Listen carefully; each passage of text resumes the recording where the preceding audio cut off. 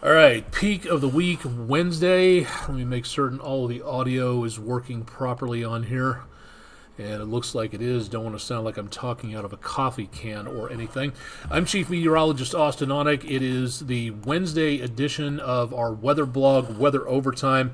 We do this to give you, the viewers, an opportunity to tune in and see what's going on and ask questions, get a little bit of a back and forth going on here for tonight. If you don't want to put it in the comments section on Twitch, YouTube, or again on Facebook, depending on which platform you're watching on, we're netcasting concurrently on all of those, and of course we'll put a repeat performance on our website at wdef.com/weather. If you'd like to know more or you don't want to put anything into the comments section, email address is again aonek@wdef.com. It's a beautiful evening out there tonight, no problems at all, but that's going to be changing into the next couple of days as a storm system arrives from the south and another one moves in from the north, and then we dry out for a little bit and then lather, rinse, repeat. We've got more opportunities for problems coming on through into the next couple of days. Late night snack run tonight, too late for dinner, too early for breakfast. It is going to be pleasant. Definitely not going to need the jacket, shirt sleeve weather, only into the lower 70s for low temperatures tonight. That's as good as it gets, so no frost out there, no snow in our forecast, probably until about November, give or take about 5 to 6 months away. Could be some raindrops before early in the morning. We'll be watching that carefully. Chip will have your forecast coming up bright and early. I was in this general area, give or take, about 3 years ago or so. Met my wife's sister and brother-in-law just up the coast on the border of North Carolina, so very close to this area. Miss the beach very much. My wife loves a good beach vacation there. Sunrise from Myrtle Beach, South Carolina, courtesy of News 12 viewer Terry Johnson from Rossville. Beautiful view with a few clouds bracketing the area back off to the east. If you've got weather pictures, again, we would love to see what you're seeing so we can show them to everybody else in the weather window. Email, social media in the comments section, or go to Weather Window headquarters at wdef.com/photos, and would love to be able to see again what you're seeing out there, so go ahead and send those in to us when you can. Very close to normal on temperatures, within a degree on both the high and the low. No precipitation, so now we're behind for the month by nearly 7/10 of an inch.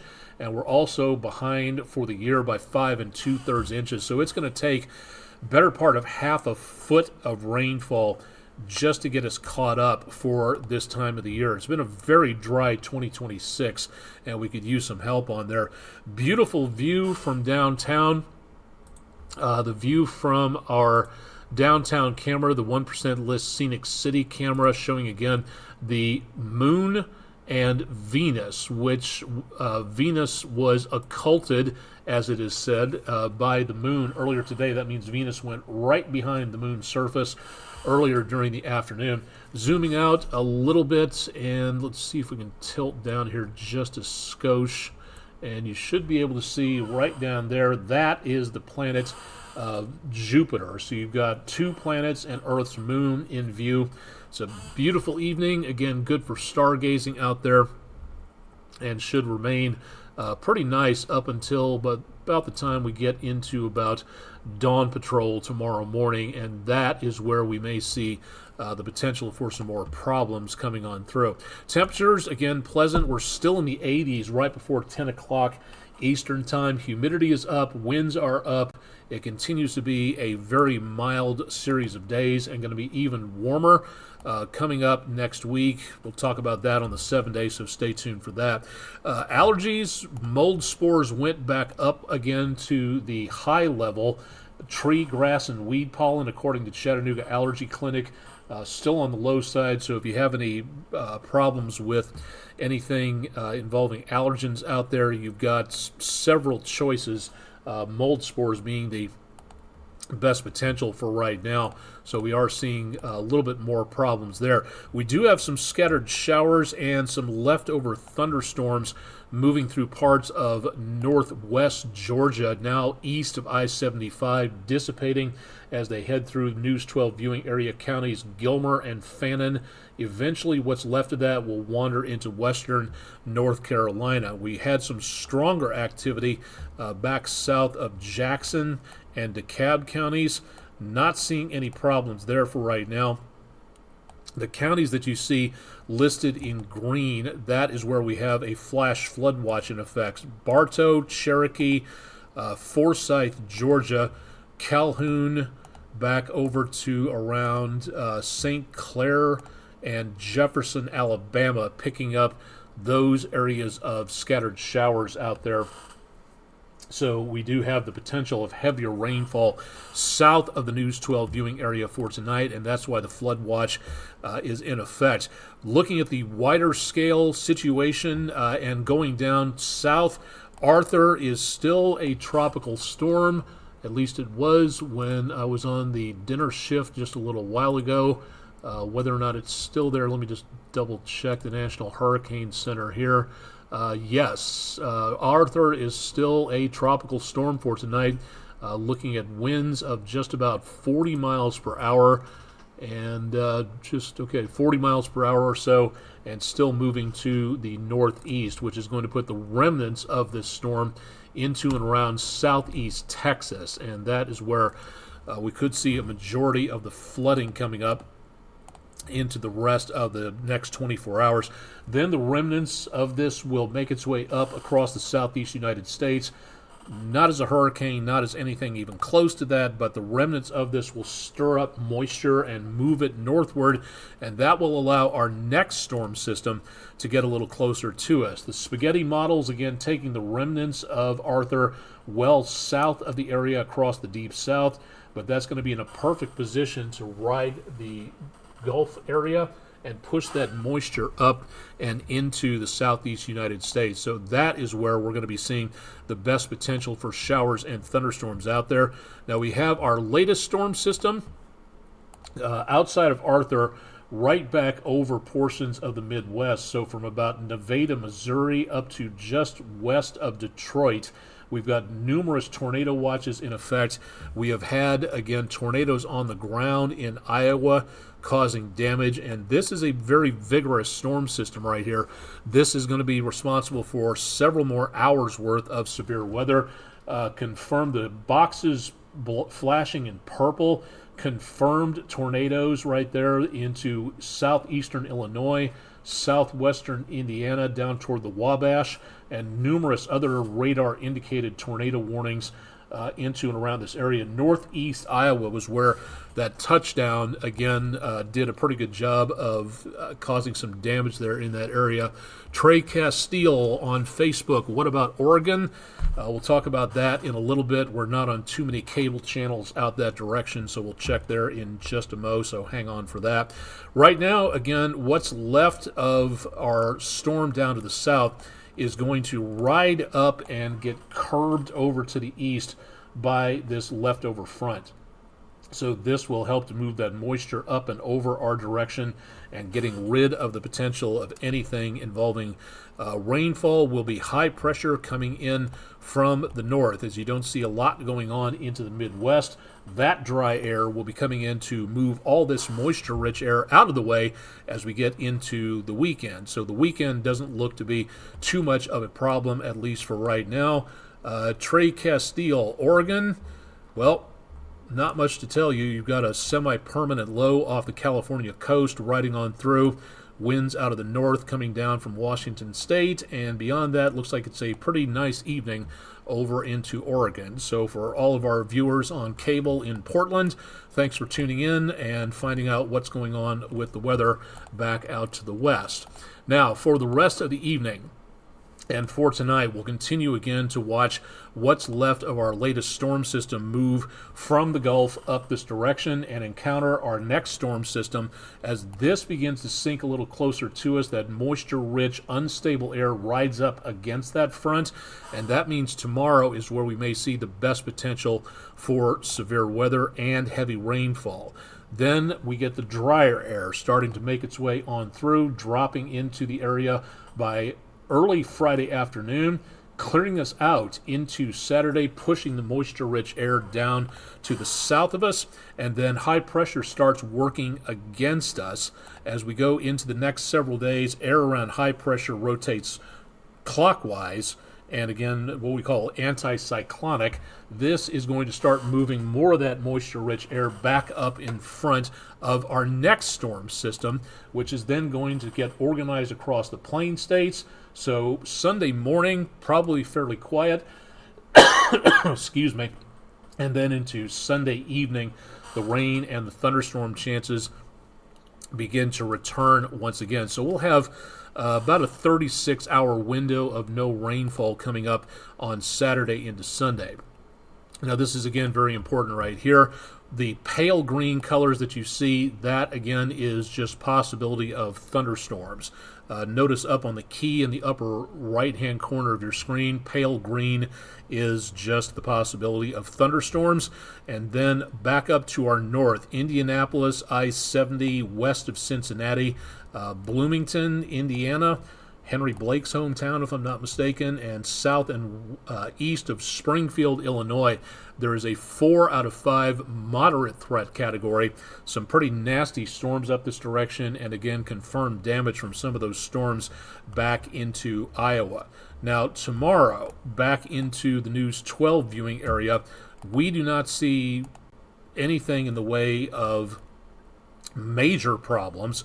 We go down from a 4 out of 5 moderate to a 1 out of 5 marginal threat. That is the dark green polygon that you see there, which means, yes, there is the potential of severe weather. No, it is not a major outbreak, but yes, we do need to be prepared for that. The best possibility, Nashville, Middle Tennessee, all the way back into New England, as that main energy of that front makes its way well back over to the north and to the east. So it could be a little stormy north of I-40, up around I-70, through the Virginias into the mid-Atlantic. And again, toward about the tri-state area, we could be seeing the potential of some more storms taking place there, and that could be a bit of a problem for travelers out there. So please keep that in mind. Now, on Friday, we get rid of the threat, although we do see some possible severe storms from the Atlantic coast all the way back to the Red River. We will just see here the potential of just generic thunderstorms, no severe weather for Friday. Once again, the flash flood watch is in for areas just south of the News 12 viewing area in Gordon County, Georgia. No watch, but you go down to Cherokee County, Georgia, and down toward the Atlanta metro area. That is where we are seeing the best potential of flash flooding taking place, and that includes parts of the I-20 corridor back toward Birmingham, east central Alabama, west central Georgia, and that goes all the way down to the coast, the Florida Panhandle, southern half of Mississippi, much of Louisiana, and back into southeast Texas. So we've got a pretty good wallop of rainfall making its way into the area there. Now, the flash flooding threat is not for us tonight.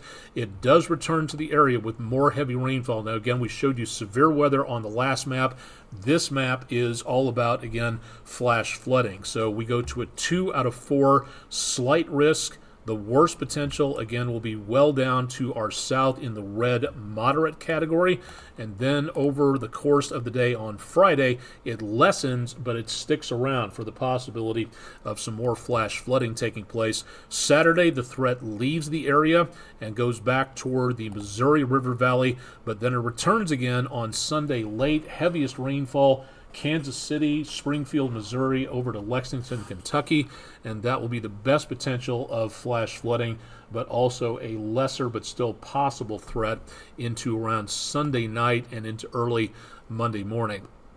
So how much are we talking about? Again, the lion's share, first off, will be down across Georgia and Alabama, and then we don't pick up anything until we get into Sunday night, Monday morning, and the numbers start creeping up just a little bit. It doesn't look like a multi-inch washout, although some areas could be picking up. Ellijay, Georgia, down to east of I-75, you might be looking at maybe 2 inches or so, and all that rain in the wrong place can do a very good job of causing flash flooding all on its own, especially with the topography we have in this area of the News 12 viewing area. The higher elevations, the slopes of the mountains and the hills out there could easily lend itself to a lot of problems with flash flooding.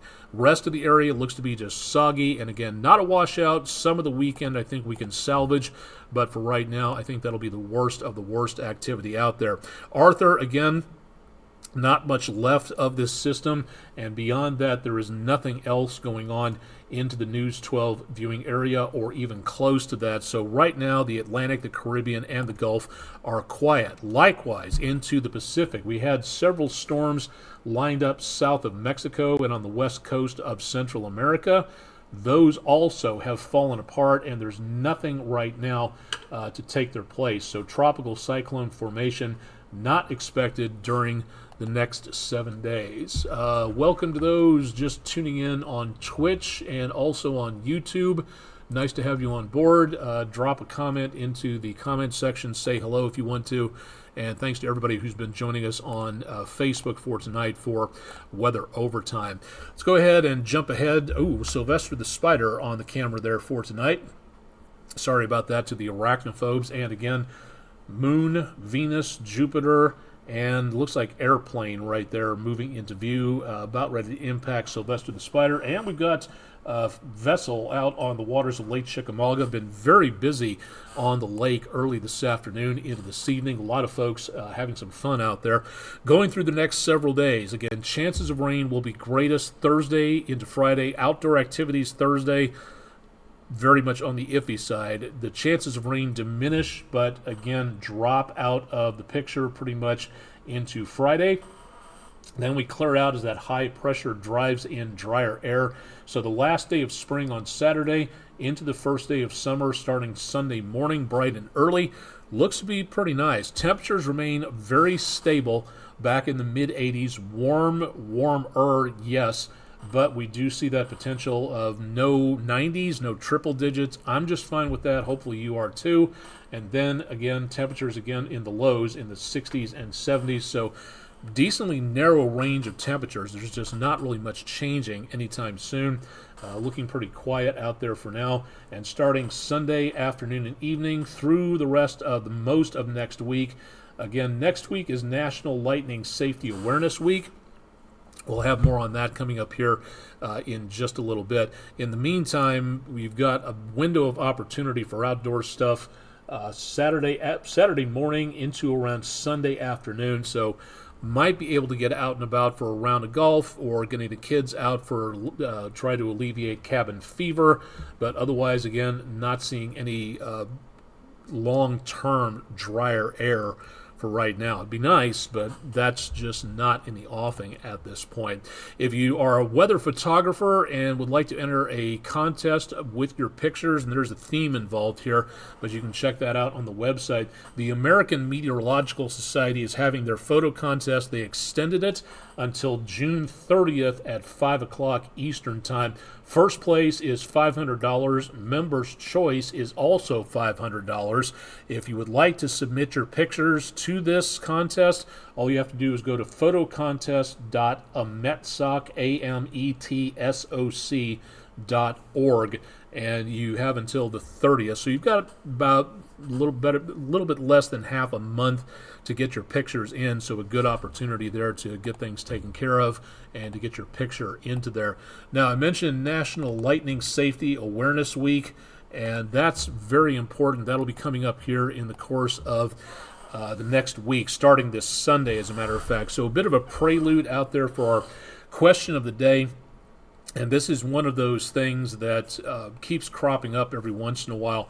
I had a couple email me regarding lightning safety and asked if you just skip briskly and just barely touch the ground, will you be safe? And the answer to that is unfortunately no, because lightning strikes in a fraction of a second, and you'd have to know more about when your feet would be touching the ground in order to totally avoid that lightning strike, and you'd have to be launching yourself up into the air at just the right time frame. Now, I'm a pretty decent forecaster, but even I'm not that good for predicting when the lightning strike will happen, whether it's an inch in front of you or 30 miles away as a bolt from the blue.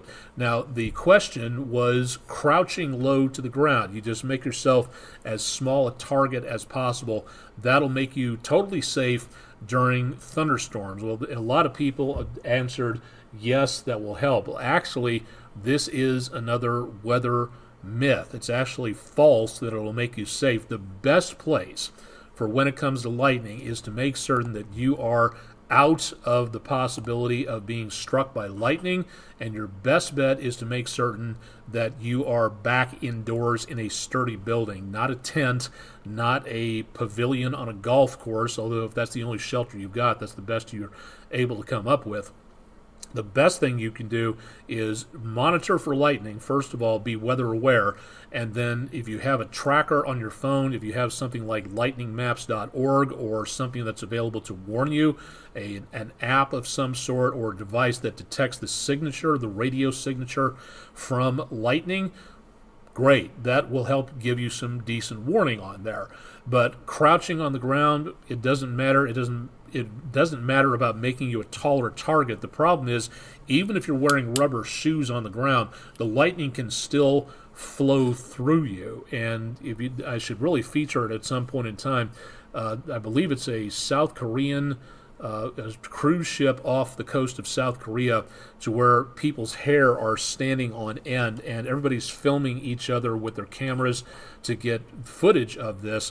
The problem with that is as your hair stands up, that signals that the electricity from a potential lightning strike is going through your body, including your rubber-soled shoes, up through your head, and you could become part of a lightning strike at any point in time. And again, wearing rubber boots or sneakers does not protect you on that, because that electricity flowing up through the ground, meeting the lightning channel coming down from the cloud, is not going to make you safer. So the best place you can be is indoors. So crouching on low to the ground, that's one of those weather myths, like getting up under the overpasses, the bridges, to where a lot of people think getting up underneath there will make you safe. It actually creates a wind funnel effect and can channel more debris and also focus more wind to push you out into and around another area and into more danger. So there's a lot of weather myths like this, and thanks to everybody who voted in our weather poll sponsored by Williams Plumbing. And if you'd like to take the poll, shoot the QR code right there, or go to our website at wdef.com/vote now if you'd like to find out more about that. And of course, we'll have a new poll coming up at midnight. Probably won't be about lightning. We'll save most of those as we go into next week for National Lightning Safety Awareness Week. All right, breakfast time tomorrow. Temperatures back in the mid-70s only. That's as cool as it gets for later on tonight, and not much better than that. Of course, Chip Chapman will have more on your forecast starting bright and early at 5 o'clock Eastern Time, so make certain you tune in for the morning show and to find out more details about what's going on with the forecast. Also, that's going to be about when the rainfall chances really start to kick in. So if you're leaving the house tomorrow for work, summer school, VBS, whatever, and it's not raining yet, take the rain gear with you. And be weather aware. Pay attention to what is going on with the forecast through the rest of the day, because it's a very good possibility that we are going to see some severe weather out there throughout the course of the rest of the day. Probably won't be as violent as what's going on up into the Midwest tonight, but it is going to be, could be pretty ugly up there for a lot of people. And we're talking the possibility of maybe violent tornadoes. There could be some fatalities. There has definitely past tense been damage up in Iowa tonight. So hopefully everybody manages to stay safe up there. And of course, we'll keep you advised here on News 12 as to what is going on. Thanks for joining us. Again, it's Wednesday evening, the 17th. We'll post this to our website. You can also pick up Weather Overtime on our app. If you haven't done that, download the app, go to your particular app store and search WDEF Weather and download that. And again, don't forget you can catch us, or catch me at least, on all of these social media sites.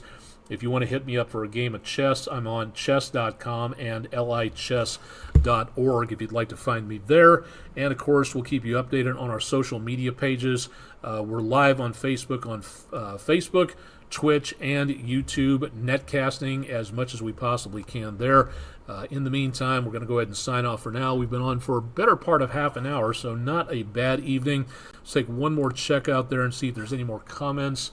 No new ones on YouTube. Welcome to our viewers who are tuning in on Twitch for tonight, and thanks to everybody else for checking in on Facebook for this evening.